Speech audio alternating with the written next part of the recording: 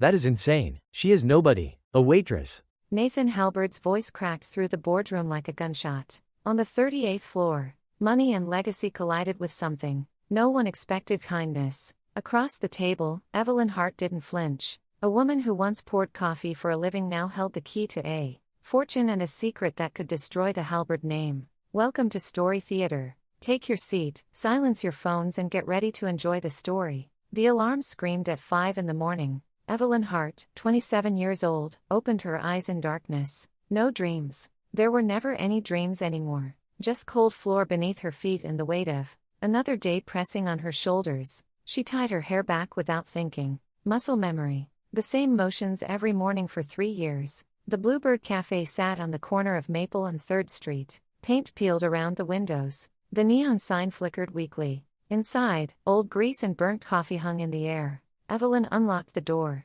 The hinges groaned. Fluorescent lights hummed to life. The coffee machine hissed as she filled it with water. Steam rose in lazy spirals. An old radio crackled behind the counter. She turned the dial until jazz poured out. A saxophone wept through the empty space. Her apron hung by the kitchen door, damp from yesterday. It smelled of dish soap and sweat. She pulled it on and tied the strings tight. Always tight, as if holding something in. Customers trickled in around 6:30. Construction workers, a tired nurse, a young mother with a crying baby. Evelyn smiled at each one. The same smile, bright enough to hide the exhaustion carved into her bones. Maggie arrived first, chewing gum loudly. Her eyes were sharp and cold. She barely glanced at Evelyn as she grabbed her apron. Tom followed, gray stubble and permanent scowl. He grunted something. Evelyn nodded. Words were unnecessary. They had worked together long enough to exist in silence. The cafe filled with noise.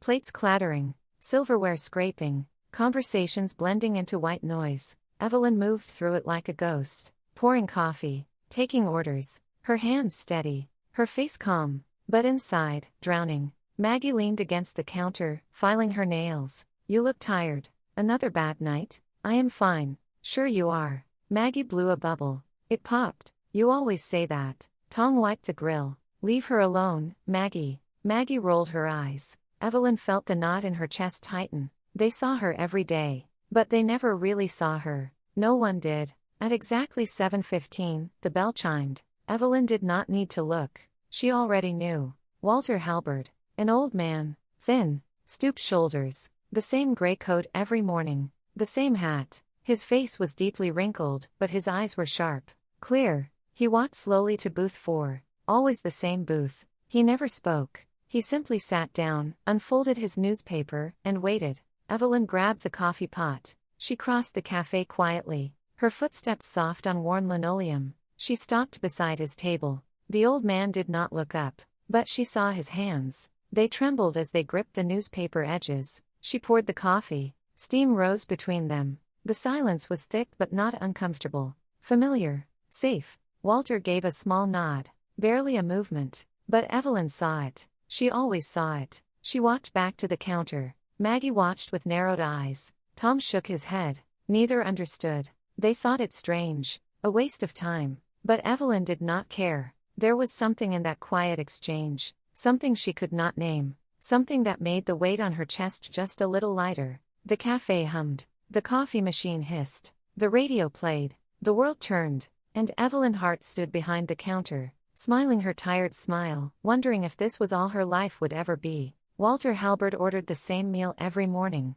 2 scrambled eggs, 3 strips of bacon, toast with butter, black coffee, no sugar. The routine never changed. Evelyn wrote it without asking. She had memorized it weeks ago. But she always paused at his table, pen hovering, giving him the chance to speak. He never did. Just that small nod. Permission. Acknowledgement. In the kitchen, she cracked eggs into the pan. The yolk spread across the hot surface. Steam rose in thin wisps. She flipped the bacon, seasoned the eggs, dropped bread in the toaster. When the toast popped up, golden and crisp, she placed it on the cutting board. She took out a one cut down the middle, another across, 4 perfect squares. She arranged them carefully on the plate. She carried breakfast to booth 4. Walter had folded his newspaper. His hands rested on the table. She saw them clearly now. His fingers trembled, just slightly, a constant shake he could not control. She placed the plate before him. The toast pieces sat in a neat row. Walter looked down. His jaw tightened. For a moment, his lips parted. But then he just reached for his fork. His hand shook as he lifted it. But the smaller pieces were easier to manage. He could grip them. Evelyn stepped back. She did not smile. Did not speak. Just turned and walked away. But something warm flickered in her chest. Something that felt like purpose. This became their silent language. Day after day. Walter arrived at 7:15. Evelyn poured his coffee without words. Cut his toast into 4 pieces. He nodded. She left. 5 minutes. But those 5 minutes felt heavier than the rest of her day. She began noticing other things. The way he gripped his coffee cup with both hands to keep it steady. The way he wiped his mouth, slow and deliberate, as if each movement required thought. The way he sat perfectly still when reading, as though stillness was all he could trust. One morning, their eyes met as she refilled his coffee. Just a second. His gaze was soft, grateful. Her throat tightened. She looked away quickly, heat rising in her cheeks. Tom noticed. He was scraping grease off the grill when he glanced over. "You spend too much time on that old man." Evelyn wiped the counter. "I am just doing my job." "No, you are wasting time. He does not even talk to you." Maggie snorted from across the room, scrolling through her phone. "That old man looks weird anyway. Why do you care so much?" Evelyn's hands stilled. The cloth bunched in her fist. Something sharp twisted in her stomach. She turned to face them. Treating someone warmly is not a waste of time. Tom raised an eyebrow. Maggie smirked. "Really? What do you get out of it?" "A big tip. He does not even look at you." "He does," Evelyn said quietly. Her voice steady, but her hands were not. "He does look at me." Tom shook his head and returned to the grill. Maggie shrugged and went back to her phone. The conversation was over. But Evelyn stood there, cloth clenched in her hand, heart beating too fast. Why did she care? She did not know Walter Halberd, did not know where he lived or what he did or if he had family, did not even know the sound of his voice. And yet, every morning, when he walked through that door, something in her chest loosened, just enough to breathe. Maybe because he saw her too, not as a waitress, not as a tired girl in a damp apron, but as a person who noticed, who cared, who cut toast into 4 pieces because trembling hands deserve kindness. She folded the cloth. Across the cafe, Walter finished breakfast. He placed his napkin on his plate, stood slowly, walked to the register. He paid an exact change, then put on his gray coat and hat. Before leaving, he glanced back. Just once. His eyes met hers, and in that look, she saw something she had not seen in a long time. Recognition. The bell chimed as the door closed. Evelyn stood behind the counter, staring at the empty space where he had been. Her chest felt tight. Her eyes burned. She did not understand it, but she did not need to. Not yet. It was a Tuesday when everything changed. Evelyn unlocked the cafe at 5 in the morning. The lights flickered on. The coffee machine hissed. Everything was as it should be. Except it was not. She felt it before she understood it. A wrongness in the air. The morning customers came and went. Construction workers. The nurse. The young mother. Evelyn smiled and poured coffee, but her eyes kept drifting to the clock. The second hand ticked forward. Slow. Too slow. 7:15 arrived. The bell did not chime. Evelyn stood behind the counter, coffee pot in hand. She stared at booth 4. Empty. Red vinyl gleaming. No gray coat. No newspaper. No Walter. She told herself to wait. He was just late. Overslept. Had an appointment. It was nothing. 7:30. The booth remained empty. Her chest tightened. She wiped tables already clean. Refilled salt shakers already full. Her hands moved, but her mind was somewhere darker. Tom glanced at her. "You okay?" "Fine." But her voice was hollow. 8 o'clock. Still nothing. Evelyn walked to the window. Rain had started falling. Heavy drops blurred the glass. She pressed her forehead against the cool surface. Gray sky. Gray pavement. Gray world. Walter was not coming. She knew it now. Felt it deep in her bones. Something was wrong. Maggie brushed past with dirty dishes. "Your old man finally gave up on this place, huh?" Evelyn did not answer. Just watched the rain. The morning dragged. Customers talked and laughed. Silverware clinked. The coffee machine hissed. But Evelyn moved like a ghost. Her hands shook pouring coffee. Her smile felt like a mask. Every few minutes, her eyes drifted to booth 4. Empty. Always empty. By noon, the lunch rush started. The cafe filled with noise and heat. Evelyn's apron was damp with sweat. Her feet ached, but the pain was distant. All she could think about was the empty booth, the silence where presence should have been. At 2 in the afternoon, the bell chimed. A woman stood in the doorway. Tall, elegant, black suit, black umbrella. Rain dripped onto the floor. Her face was composed, professional, but her eyes were sharp. She closed the umbrella and stepped inside. Water pooled at her feet. She scanned the cafe slowly, then her gaze landed on Evelyn. She walked forward, heels clicking on linoleum. Evelyn's heart began to pound. She did not know this woman, but somehow, she knew why she was here. The woman stopped at the counter, set down a leather briefcase, folded her hands on top. Her expression was kind, but something heavy lay behind it. Something final. Evelyn's mouth went dry. She nodded. The woman offered a small, sad smile. My name is Eleanor Shaw. I am an attorney with Garrison & Lowe. She paused. I need you to come with me. It is regarding Mr. Walter Halbert's will. The words hung in the air. Cold, sharp. Evelyn felt the floor shift. Her vision blurred. She gripped the counter. His will.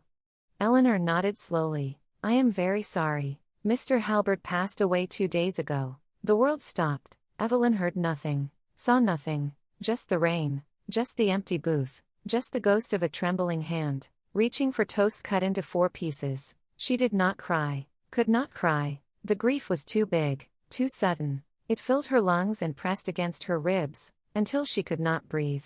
Eleanor touched her arm gently. I know this is difficult, but there are things we need to discuss. He left something for you. Evelyn looked up, eyes wide, confused. For me? Yes. Eleanor's voice was soft. Can you come with me now? Evelyn glanced back. At Tom and Maggie. At the counter and tables. At empty booth 4. Everything looked the same. But nothing would ever be the same again. She untied her apron, fingers fumbling, pulled it over her head and set it on the counter, then followed Eleanor Shaw out into the rain. The door closed. The bell chimed once, and Evelyn Hart walked into a world she did not recognize. The elevator climbed. 38 floors. Evelyn watched the numbers rise. Her reflection stared back from polished steel. Pale, red-eyed, drowning. Eleanor stood beside her. Silent, professional. The elevator hummed. The doors opened. Marble lobby. Gold letters on glass. Garrison & Lowe attorneys. Everything white and chrome and cold.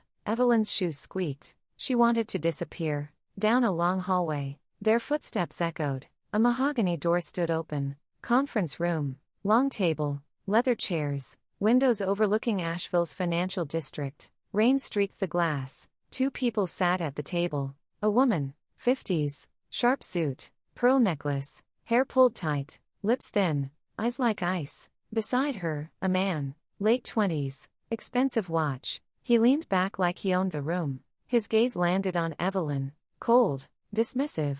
He looked her up and down. Eleanor gestured. Please, sit. Evelyn sat. Her hands shook. She folded them tight. Eleanor moved to the head of the table, opened her briefcase, pulled out a thick document. Pages rustled. Thank you for coming. I am here to read the last will and testament of Walter James Halbert. The woman's jaw tightened. The man smirked. Eleanor looked at Evelyn. This is Victoria Halbert, Walter's daughter-in-law, and Nathan Halbert, Walter's grandson. Victoria did not acknowledge her. Nathan's smirk widened. Eleanor began reading. Legal language. Dense paragraphs. Evelyn tried to focus, but her mind drifted. Walter. Booth 4. Trembling hands. Eleanor's voice sharpened. To Victoria Halbert, I leave $10 million. Victoria nodded. Expected. To Nathan Halbert, I leave $10 million.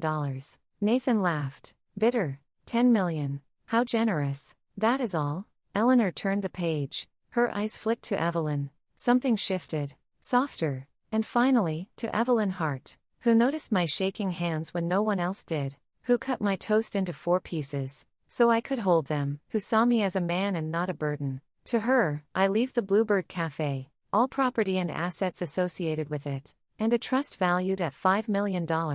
Silence. Evelyn's heart stopped. Victoria's face went white, then red. Her hands clenched into fists. Nathan shot to his feet, chair scraping. What? That is insane. She is nobody, a waitress. Eleanor's voice remained steady. It is his will. legally binding. This is a joke. She must have tricked him. An old man losing his mind. Mr. Halbert was of sound mind, Eleanor said firmly. I have the documentation. Victoria stood slowly. Her eyes burned.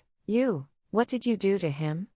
Evelyn could not speak, could not breathe. Their hatred felt like fire. I just served him coffee. Nathan laughed. Cruel. Coffee. Right. And he gives you millions. Eleanor stepped forward. This meeting is over. Miss Hart, please stay. We have paperwork. Victoria grabbed her purse. Nathan followed. At the door, Victoria stopped, turned. This is not over. Not even close. The door slammed. Evelyn sat alone in the too big chair, staring at rain on windows. Her hands would not stop shaking. Eleanor sat beside her. Are you all right?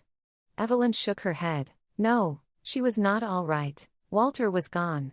And somehow, impossibly, he had given her everything. Evelyn returned to the cafe the next morning. Dawn light filtered through dirty windows. The neon sign flickered. Everything looked the same. But she was different now. Changed in ways she could not name. She pushed through the door. The bell chimed. Tom stood at the grill, spatula in hand. Maggie leaned against the counter, arms crossed. They both turned to look at her. Silence. Evelyn's throat tightened. She could feel their eyes on her. Weighing. Judging. The air felt thick. Tom looked down at the grill. His shoulders sagged. He said nothing, just scraped at the surface with the spatula. Metal on metal. The sound was too loud in the quiet. Maggie broke first. She pushed off the counter and walked forward. Her expression was hard, cold. A smirk played at her lips. So, how does it feel to be the boss now? The words cut, sharp, mocking. Evelyn flinched. I am not the boss, she said quietly. Maggie laughed. Right, you just own the place, but you are not the boss. She tilted her head. What are you going to do with us? Fire us? Hire fancy new people? No. Evelyn's voice was firm, stronger than she felt. No one is leaving. We do this together. Tom looked up. Surprise flickered across his face. Then doubt. Maggie's smirk faded. Together.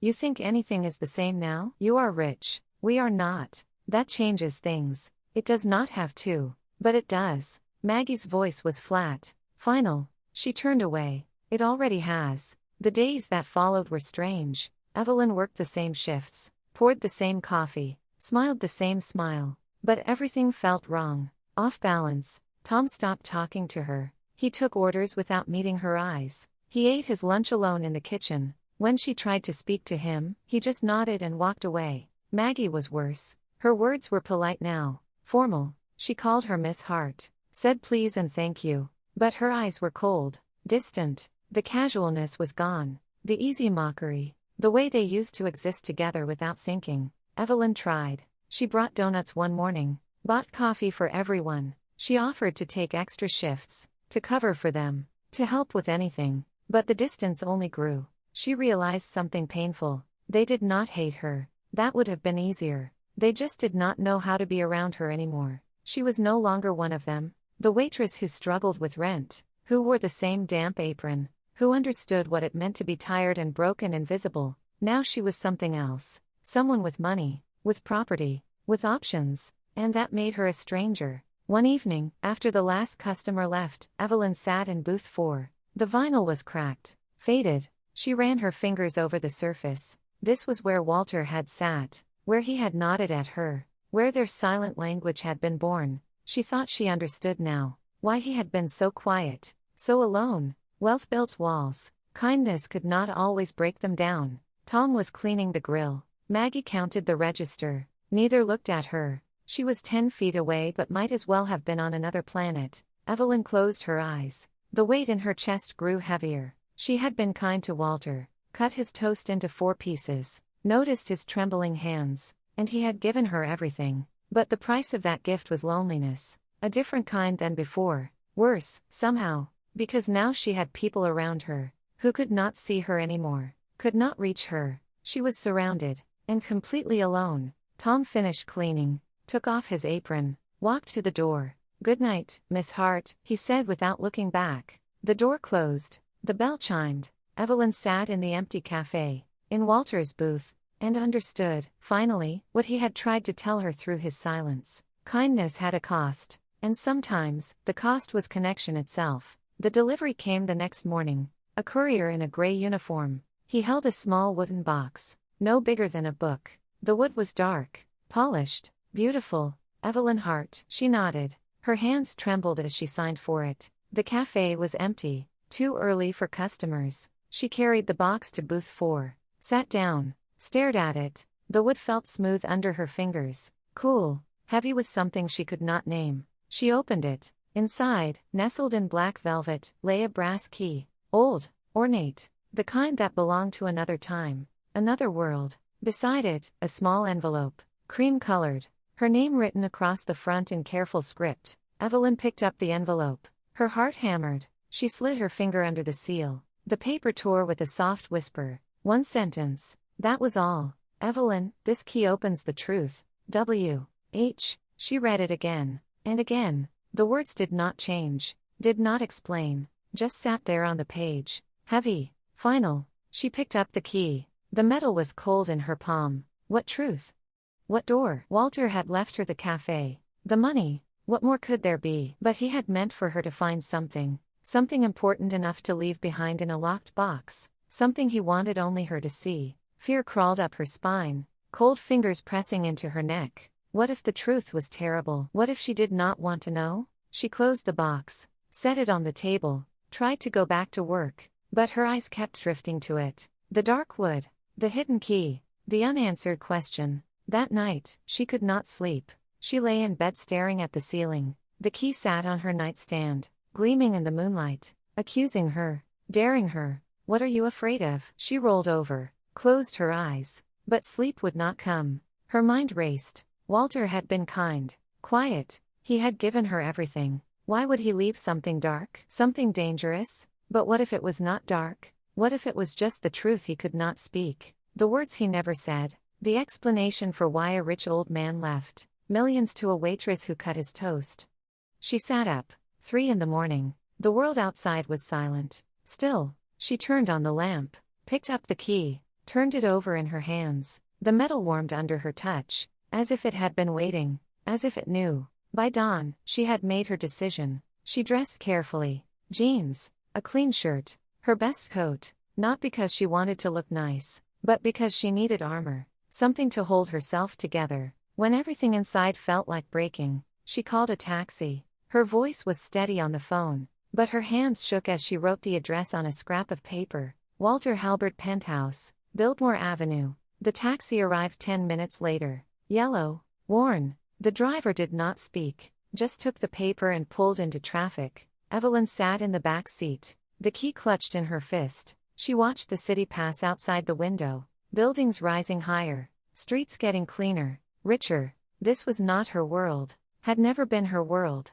but Walter had pulled her into it, left her a key, left her a question, and she could not walk away, not now, not after everything. The taxi stopped in front of a tall building, glass and steel, gleaming in the morning sun. A doorman stood at the entrance, uniform pressed, face neutral. Evelyn paid the driver, stepped out onto the sidewalk. The air felt different here, colder, thinner. She looked up at the building. So many floors, so many windows. Somewhere up there was the truth Walter wanted her to find. She took a breath, squared her shoulders, and walked toward the entrance. The key was warm in her pocket, waiting, ready. Whatever came next, she would face it. The doorman nodded when she said Walter Halbert's name, as if expecting her. The elevator rose, mirrors and gold. She watched herself climb. Small, lost, top floor, one door, dark wood, brass numbers. Evelyn pulled out the key. Her hand shook.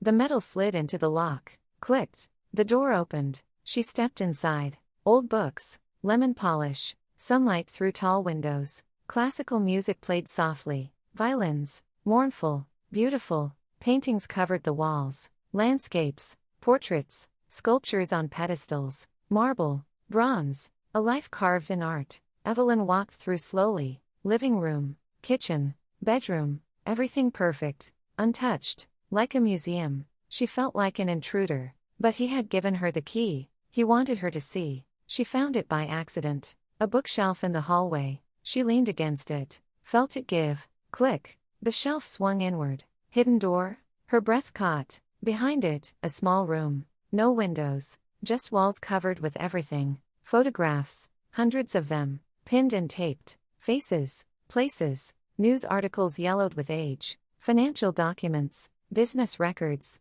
all connected. A web of information. Evelyn stepped inside, heart pounding. She looked at the photos. Walter, younger, smiling, his arm around a woman. Beautiful, dark hair, bright eyes. The same woman in every photo, always smiling. Articles about Halberd Industries, success, wealth, but also charity, foundations. A man who gave quietly, who helped without credit. Financial records, donations, scholarships, medical bills paid, mortgages cleared, lives changed silently. Then, center wall, one photograph alone. Larger, black and white, edges worn. The woman, standing before a small building, a restaurant. The sign read Eliza's Kitchen in cheerful letters. She wore an apron, hands on hips, smile lighting up everything. Evelyn stepped closer, eyes burning. Eliza, Walter's wife. Beneath the photo, a clipping. Local restaurant closes after owner's passing.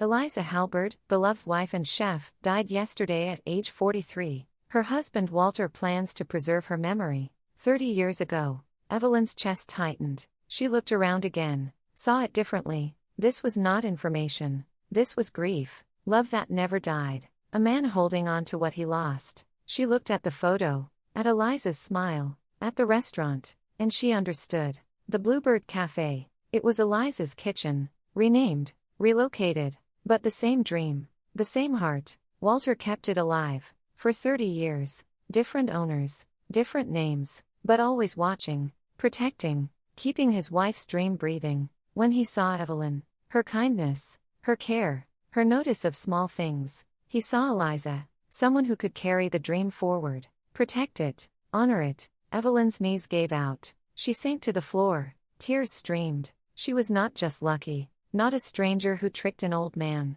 She was the keeper of a love story, the inheritor of a memory, the guardian of a dream that refused to die. Walter had not left her a fortune. He left her a responsibility, a trust, a piece of his heart wrapped in coffee and toast and quiet mornings. She pressed her hands to her face, sobbed, not from sadness, from the weight of it, the beauty, the terrible, aching beauty of being chosen for something so much bigger than herself. She understood now, finally, completely, and she would not let him down. The call came 3 days later, Eleanor's voice tight, urgent. Nathan called a shareholder meeting. He is trying to invalidate the will. You need to be there. Evelyn's stomach dropped. What can I do? You are a shareholder now. You have a voice. Use it. The meeting was in the same building, same marble, same elevator. But this time, Evelyn carried Walter's records in a leather folder, documents from his study, proof of everything he had been. The conference room was full, men in suits, sharp eyes, all turned when she entered, faces cold, judging. Nathan stood at the head, harder now, jaw set. When he saw her, his mouth twisted. Perfect timing. Everyone, this is Evelyn Hart, the stranger who somehow convinced my grandfather to give her everything. Whispers rippled. Evelyn's face burned. She wanted to run, but she thought of Eliza, of Walter, of the dream they protected. She sat, placed the folder down, kept her hands steady. Nathan began. Charts, graphs, projections. He spoke about family legacy, protecting Halberd Industries from outsiders, how his grandfather had been old, vulnerable, manipulated. She is nobody, a waitress. What does she know about business? About protecting what my family built. Shareholders nodded, murmured agreement. The room closed in. Eleanor stood. Miss Hart has the floor. As a shareholder. Nathan's face darkened. She has no right. She has every right. Evelyn stood, legs shaking. She opened the folder, pulled out a document. Financial records, donations to schools. Your grandfather did not build Halberd Industries for power. He built it for decency. Another document. Medical bills paid, scholarships given, mortgages cleared in secret. He gave quietly, helped without credit, cared about people, not profit. Nathan's jaw clenched. That proves nothing. And this. She placed a photograph down. The clipping about Eliza's kitchen. He did not leave me the company. He left me the cafe. His wife's dream. The one thing he protected for 30 years. It mattered more than money, more than power. Silence. Evelyn looked at Nathan. His face red, fist clenched. You think he was weak. You think I tricked him. But he was the strongest person I ever met. He knew exactly what he was doing. He was not leaving wealth. He was leaving responsibility, trust,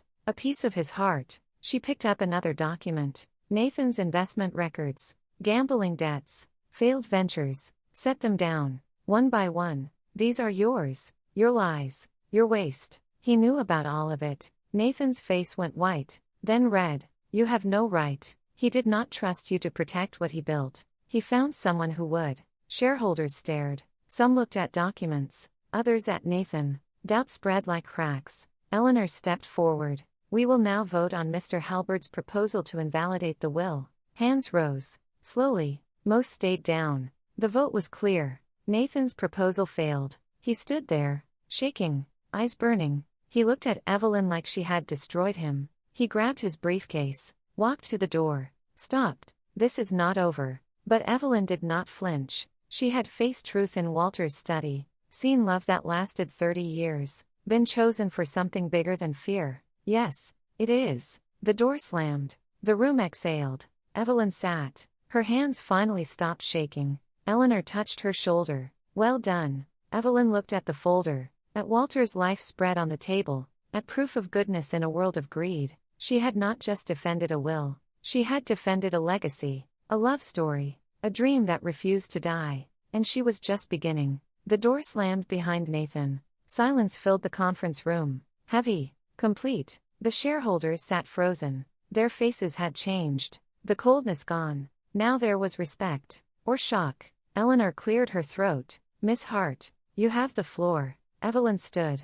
Her legs no longer shook. The fear had burned away. What remained was purpose. She looked around. These were not her people, not her world. But Walter had pulled her in. She would not waste what he gave. Walter Halbert did not build this company for power. He built it for decency. She gestured to the documents. Proof of quiet charity. He gave scholarships, paid medical bills, cleared mortgages, never asked for credit, never sought recognition. A woman leaned forward, listening. That is his legacy. Not wealth, character, kindness, the belief that those who have much should give much. Evelyn picked up Eliza's photograph, held it up. His wife dreamed of a place where people could gather, feel welcome, where coffee and kindness could make hard days bearable. He kept that dream alive 30 years. Through the Bluebird Cafe, through me. She set the photo down gently. I am not a businesswoman. I am a waitress. I know how to pour coffee, how to listen,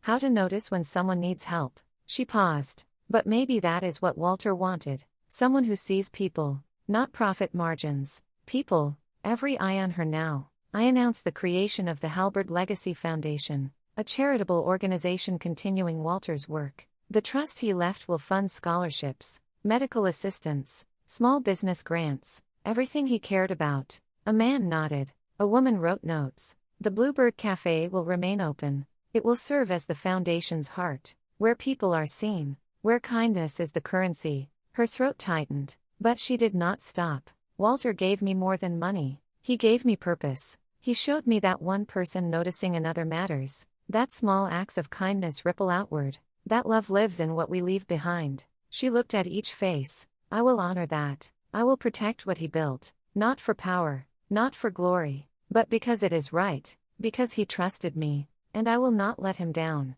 She sat. Silence stretched. Then one person clapped, then another, then the whole room. Applause filled the space. Real, genuine. Eleanor smiled, rare and soft. The meeting ended. People filed out. Some shook her hand, others nodded, respectful. When the room emptied, Evelyn walked to the window, looked out over the city. So many buildings, so many people, so many lives she would never touch. But some, she could touch some. She thought of Walter, booth 4, hands trembling, eyes clear, trusting her with everything. She thought of Eliza, standing before her restaurant, smiling, dreaming. She thought of herself, days ago, tired, invisible, pouring coffee in a damp apron, wondering if her life would ever mean anything. Now she stood on the 38th floor, surrounded by glass and possibility. She had been given everything, and with it, responsibility, trust. But she was ready. She turned from the window,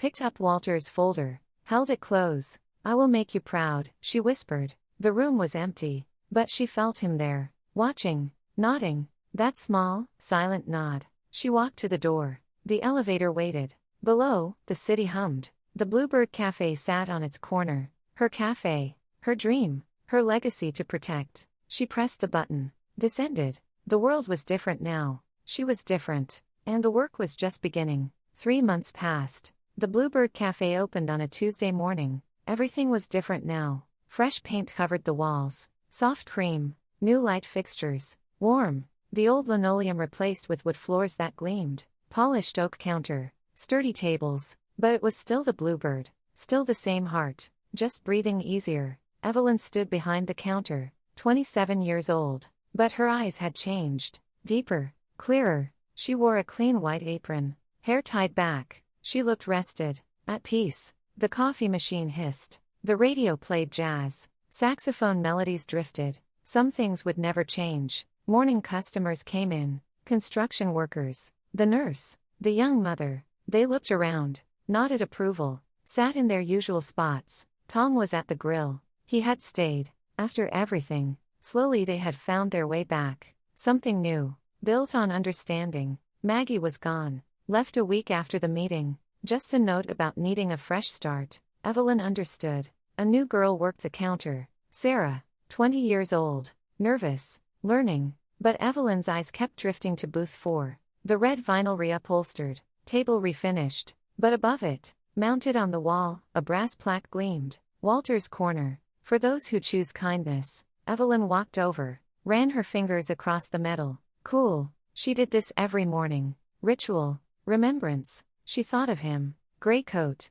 Trembling hands. Newspaper. Silent nods. The trust he placed in a stranger who noticed. The bell chimed. The door opened. An old man stepped inside. Thin. Stooped. He looked around uncertainly. Lost. His hands shook as he held his cane. Evelyn smiled. Walked over. Good morning. Welcome to the Bluebird. The old man looked at her. Eyes tired. Lonely. Is it okay if I sit? Of course. Anywhere you like. He looked around. Then his eyes landed on booth 4. On the brass plaque. He read the words slowly. That one. If it is not taken. Evelyn's throat tightened. It is always available. For people like you. He sat down carefully. Settled in. Looked out the window. Evelyn brought him coffee without asking. Black. Hot. Placed it gently before him. Thank you, he whispered. She nodded. Started to walk away. Then stopped. If you need anything at all, just let me know. The old man looked up. Something in his expression shifted. Softened. As if he had been seen. Really seen. Thank you. This time his voice was stronger. Evelyn returned to the counter. Poured coffee. Took orders. Laughed with regulars. The cafe hummed with life. Warmth. Purpose. She glanced back at booth 4. At the old man sitting quietly. At the plaque above his head. Walter had not left her a fortune. Not really. Money was just paper. Numbers. It could be spent. Lost. Forgotten. But this cafe. This place. This chance to see people. To notice. To care. To make a difference with something as simple as coffee and kindness. This was the fortune. This was what mattered. Maybe Walter had always known. Maybe that was why he chose her. Not because she was special. But because she understood. Because she saw what others missed. Because she knew the smallest gestures could mean everything. She poured another cup. Steam rose. The saxophone played. Tom flipped eggs. Sarah laughed with a customer. In booth 4, an old man sat quietly. Hands wrapped around a warm cup. No longer quite so alone. Evelyn smiled. A real smile. Not the tired mask she used to wear. But something genuine. Earned. The door opened. More customers. More lives. More moments to notice. To care. To choose kindness. She picked up her pen. Her notepad. Walked forward into the day. The Bluebird Cafe was alive. And so was she. Finally. Completely. Truly alive. Sometimes, the smallest act of kindness can change everything. If this story touched you, share it, someone might need it today. And don't forget to like, comment, and subscribe. For more stories that stay with you. This has been Story Theater. Thank you for watching.